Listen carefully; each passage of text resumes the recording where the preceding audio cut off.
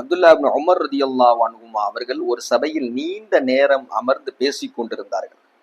ஒரே ஒரு ஒரு அமைப்பில் உட்கார்ந்து அமர்ந்து பேசிக் கொண்டிருந்ததனால், நீண்ட நேரம் அமர்ந்து உட்கார்ந்ததினால் அவருக்கு எழுந்திருக்கின்ற பொழுது அவர்களுடைய கால் மரத்து போய்விட்டது. அவரெல்லாம் நடக்க முடியவில்லை, ரொம்பவும் சிரமப்பட்டார்கள்.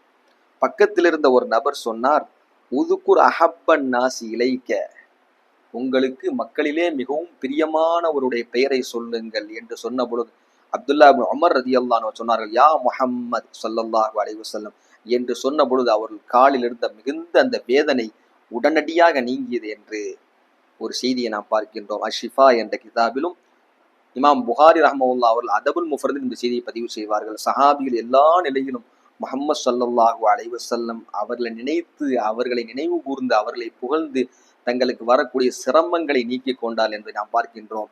அந்த அடிப்படையில் தான் நாம் இன்றைக்கு மௌலூத் ஓதுகின்றோம். அதன் மூலமாக அல்லாஹ் ரப்புல் ஆலமீன் நம்முடைய எல்லா சிரமங்களையும் நீக்குவானாக, நம்முடைய எல்லா தேவைகளையும் நிறைவேற்றி தருவானாக. அஸ்ஸலாமு அலைக்கும் வரஹ்மத்துல்லாஹி வபரகாத்துஹு.